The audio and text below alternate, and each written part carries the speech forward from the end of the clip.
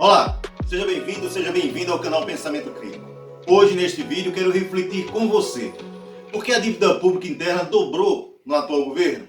Antes de iniciarmos essa nossa conversa, gostaria de pedir a você que assistisse este vídeo até o final. Eu peço também que se inscreva no canal, dê aquele joinha e compartilhe este vídeo com os seus amigos. Fazendo isso, você nos ajuda a chegar a mais pessoas.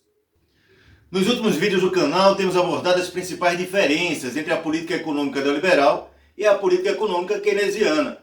Vimos que para a economia real se desenvolver é preciso fazer o dinheiro circular, e para isto torna-se necessário uma melhor distribuição de renda e da riqueza produzida no país, já que o dinheiro dos mais ricos, eles ficam em grande parte parados em aplicações financeiras, paraísos fiscais ou são gastos fora do país.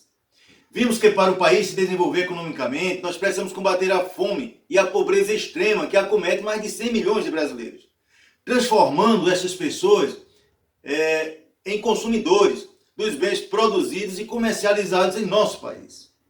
Para isso é preciso implantarmos uma política econômica que faça do Estado brasileiro um fomentador do desenvolvimento econômico e social, implantando programas que contribuam com uma distribuição de renda mais justa através da construção de moradias populares, de investimento em transporte público de passageiro e de carga, investimento em infraestrutura urbana e rural, em educação, em saúde pública gratuita e de qualidade, e políticas de renda básica a todos que estão passando fome e necessitam do apoio do Estado.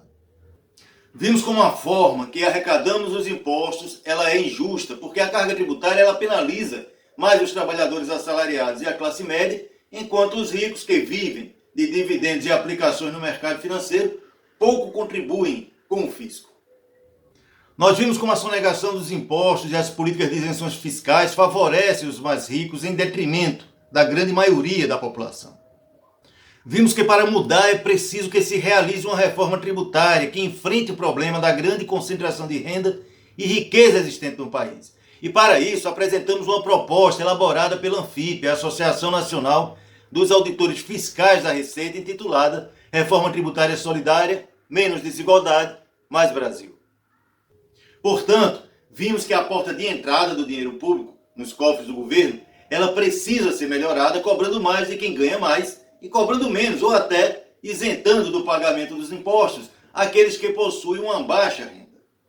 Veremos agora como está a porta de saída do dinheiro público. Com que ou com quem o Estado está gastando o dinheiro público? Quem está se beneficiando dos trilhões de reais arrecadados pelo governo federal? É possível o Estado ser um instrumento de distribuição de riqueza e de renda? Vamos responder a estas perguntas apresentando os números do ano passado, de 2021.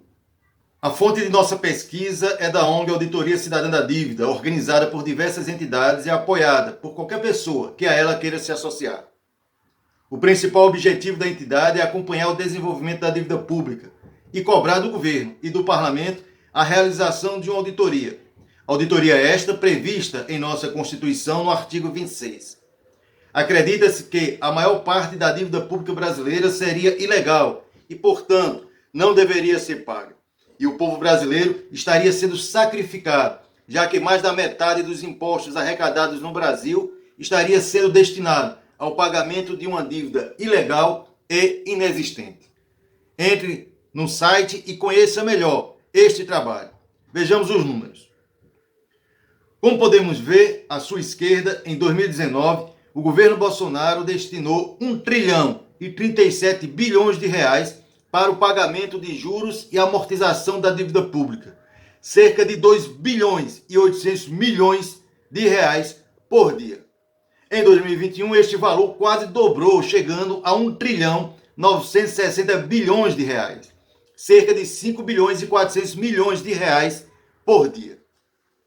O presidente Lula, quando assumiu o governo em 2003, herdou do Fernando Henrique Cardoso uma dívida interna de 670 bilhões de reais e uma dívida externa de cerca de 300 bilhões de dólares. Durante seu mandato, ele pagou integralmente a dívida externa e entregou a Dilma, após 8 anos de governo, uma dívida interna de 1 trilhão e 300 bilhões de reais e deixou uma reserva em dólares de 300 bilhões. Como podemos ver neste quadro, o Brasil voltou a ter uma dívida externa no valor de 565 bilhões de dólares. E a dívida interna chegou a quase 7 trilhões e 400 bilhões de reais.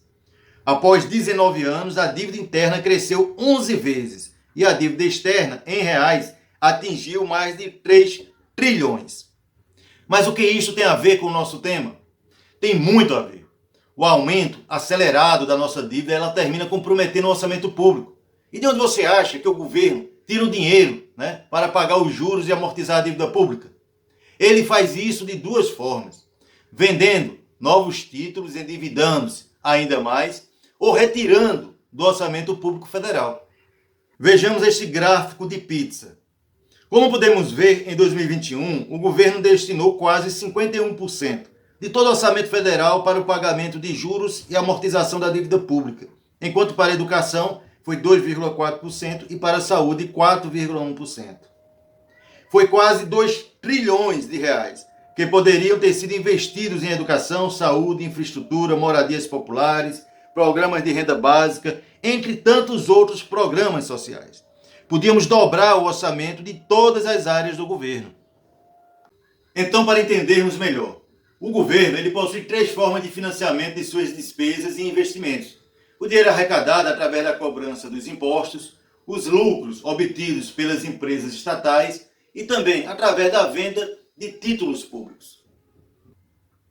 Através da cobrança de impostos, o governo arrecadou em 2021 3 trilhões e 861 bilhões de reais e deste valor pagou quase 2 trilhões aos investidores privados, formados pelos banqueiros e grandes milionários nacionais e estrangeiros.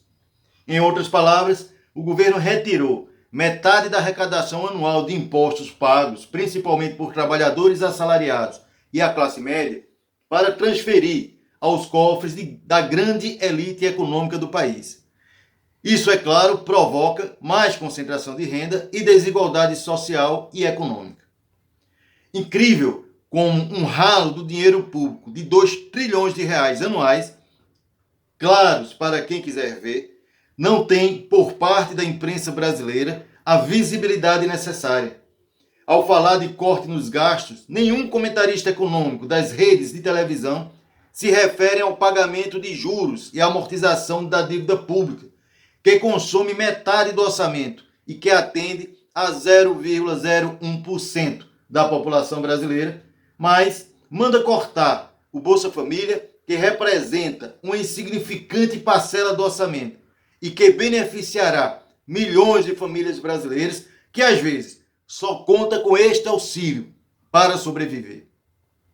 O mais grave é saber que parte dessa dívida possa ser ilegal e conter irregularidades.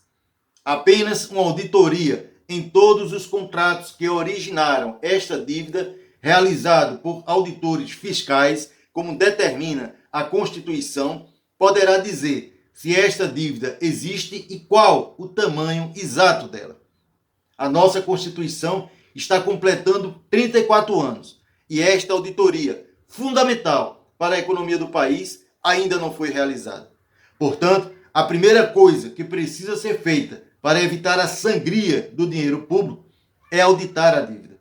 Conhecendo o tamanho real dela, é necessário reduzir os juros das operações de crédito, que no Brasil, em 2021, chegou a quase 9%, enquanto em países como o Japão, a taxa é de 0% e nos Estados Unidos é de 1,5%. A redução dos juros estimularia a economia real, já que as aplicações financeiras passariam a ser menos atrativas e reduziria o ritmo de crescimento da nossa dívida. Em 2021, foram pagos 618 bilhões de reais em juros. E por fim, o governo deveria realizar operações de longo prazo, com vencimento para 10, 15 anos, prorrogando o vencimento de todas as operações que estejam se vencendo para o mesmo prazo, possibilitando assim utilizar os recursos provenientes da venda dos títulos na economia real, gerando mais emprego, renda e aumento da arrecadação tributária. Em 10 anos poderíamos dar um salto econômico e social sem precedentes. Mas enquanto estivermos cobrando impostos de quem ganha menos e entregando 51% destes impostos para uma minoria insignificante, de pessoas que não necessitam deste dinheiro para viver e vão deixá-lo parado em alguma aplicação financeira, continuaremos tendo um país de famintos e de miseráveis. Aumentar o tamanho da dívida através da venda de novos títulos não seria um problema se o aumento do PIB e da arrecadação tributária aumentasse na mesma proporção. Quando os recursos obtidos na venda dos títulos são destinados a programas sociais e de desenvolvimento econômico, e este dinheiro passa a circular na economia, o país se desenvolve, gerando mais emprego, mais renda e mais justiça social, aumentando assim o PIB e a arrecadação tributária. Infelizmente, o grande aumento de nossa dívida de 2019 a 2021, em quase 100%, ela não ocorreu para financiar o desenvolvimento do país, mas para refinanciar a própria dívida pública e favorecer a grande elite econômica de nosso país.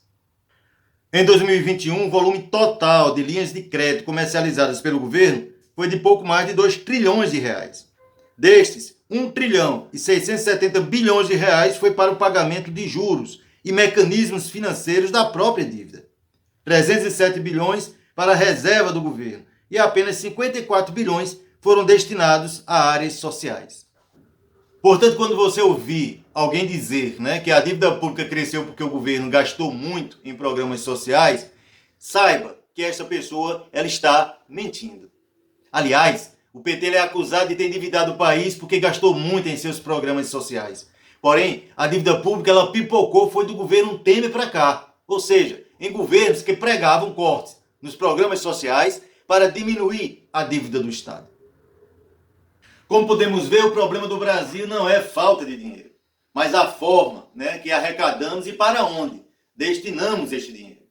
Em outras palavras, o problema é de decisão política, de força e vontade política. Precisamos eleger representantes políticos que defendam os verdadeiros interesses dos trabalhadores e de um país mais desenvolvido, com justiça social e fiscal. Se os partidos conservadores eles continuarem a ter hegemonia na política, seja na eleição de governadores ou de parlamentares, nunca teremos força política para fazer as transformações necessárias.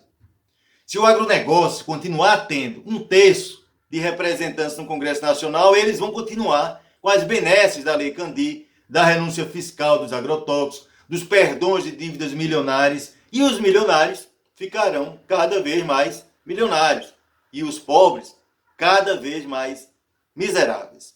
Pense nisso. Bom, eu vou ficando por aqui. No final deste vídeo aparecerá em sua tela a indicação de 2 vídeos do canal relacionados ao que abordamos aqui e sugiro que assista os 2.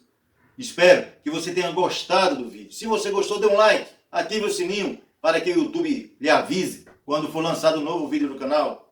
Compartilhe com seus amigos, com as suas amigas. E se você quiser nos dar apoio e assistir outros vídeos do canal, inscreva-se. Um grande abraço e até o próximo sábado.